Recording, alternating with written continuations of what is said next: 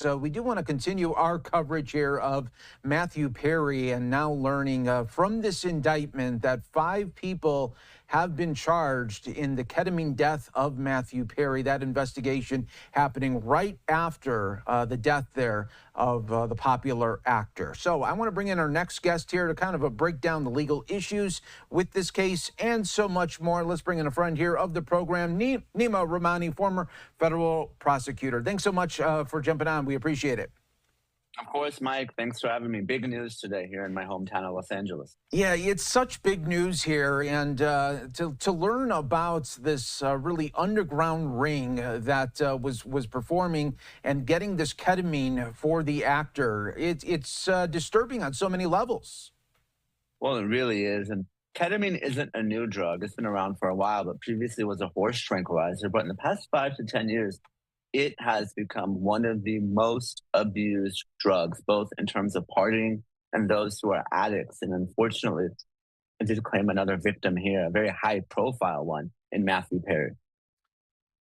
Yeah, and I'm glad you brought up the high profile of Matthew Perry, because I want to ask you, I think a lot of our viewers want to know this too. If Matthew Perry's name was John Smith and he was just a regular person in LA and this happened to him, would an investigation have led to this massive underground ketamine ring? Mike, I'm going to answer you honestly and answer the viewers, and that answer is no. The political reality is every prosecutor in this country is either elected or appointed by someone who is. And there was another victim in this case by the ketamine queen, and his name was Cody, and he died in 2019. And I don't think the federal government was necessarily investigating that death like they were Matthew Perry. But I'm glad that they did. And they apparently found some doctors and drug dealers that were responsible for now multiple deaths. And hopefully they can be brought to justice. Yeah, so true. And I also want to ask you, too, say if Matthew Perry survived, he was in the hospital, but he was able to come out of this and there was an investigation, would Matthew Perry himself have been in trouble as well? Because at the end of the day, I mean, he was the one that was wanting this ketamine. Probably not. And again, goes back to prosecutors. The prosecutor in Los Angeles County, George Gascon, he has a pretty bad reputation for being soft on crime. I can't see any situation where he would be prosecuting an end-level addict or drug user, even if it was Matthew Perry. Most prosecutors, even myself, when I was a federal prosecutor, and I did primarily narcotics and human trafficking, we would go after the dealers. We wouldn't necessarily go after the users, even though using drugs, of course, is also illegal. And when we're reading some portions here of this indictment, it's so brazen the way that they were going about this and putting this all underground, even with the one defendant saying, hey, I wonder just how much this moron is going to pay for this, and thinking they could up the charges of these ketamine doses because they know that Matthew Perry, 1, had the resources to do it, and then 2, he was an addict. Well, no question. And Matthew Perry had essentially unlimited means because he was a very, very successful actor. And you saw some of this in the text messages, Mike, where, doctors were selling these vials at $2,000 a vial when it cost them $12. And you see them, price gouging and trying to get as much as they could from Matthew Perry. And let's not forget, for ketamine to be administered properly, it's usually in the form of an IV and an infusion at the doctor's office.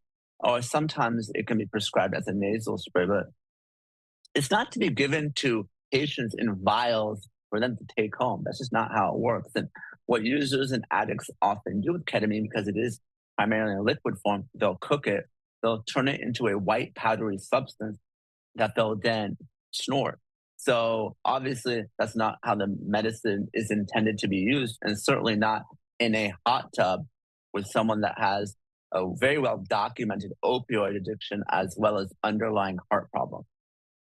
Yeah, so true. And another thing I want to ask you, of course, so the government is going after these individuals criminally, but can the estate of Matthew Perry go after them civilly? No question they can. I don't know how much assets the ketamine queen has and whether that's going to be worthwhile. The doctors certainly may. But absolutely, the estate of Matthew Perry can step into his shoes and file any lawsuit on his behalf like he were a living person. So whether it's the doctors or whether it's the drug dealers, those are both potential targets of any civil lawsuit. And another portion of this indictment that when it was read out and when you read it, it's just so disturbing where, well, the one time when Matthew Perry was administered this ketamine, his body stalled for a moment, his blood pressure rose, and he was eventually able to calm down. And then they still gave him ketamine to take home. Yeah, I was surprised. That's what people in the party scene will call a K hole, where basically an individual's body will shut down because of too much ketamine. Again, ketamine is a very powerful anesthetic. It's used to put down horses. So imagine how it's used for people.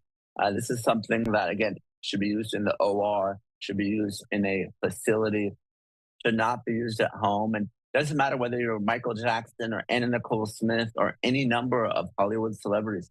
If you misuse any drug, whether it's an illegal drug or even a prescription drug like it is here, Mike, there's a reason these are all controlled substances. If they aren't used properly, they aren't used under a doctor's supervision, they can cause death. And ultimately, Matthew Perry did pay the ultimate price here. Yeah, so true. And lastly, it just, it feels like Matthew Perry, of course, was having these addiction issues. And you had so many people that wanted to prey on him because they knew he had the money. And then he just knew that they wanted the resources to him. Well, that's absolutely. And that's what drug use and abuse is all about, and addiction. So there was really sort of three steps here for Matthew Perry. The first were the initial set of doctors who stopped giving Matthew Perry ketamine and prescribing it for him because he wanted additional doses that they weren't comfortable providing. It sounds like it wasn't medically necessary. Then he found the two doctors in this case that would apparently provide it to him, give it to him to take home, even though it was apparently unfit.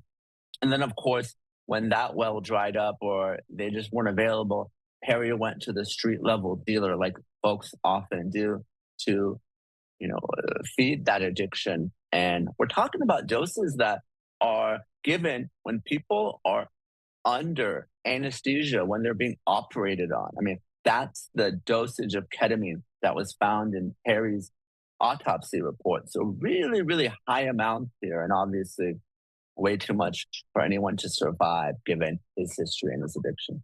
Yeah, so true. Such a sad case all the way around when you look at it. Neama Rahamani, thanks so much for joining us on Live Now from Fox and giving us the legal insight of it all. We appreciate it. Thanks, Mike. You take care. And we will take another 2-minute break on Live Now from Fox. Stay right here with us. More to come.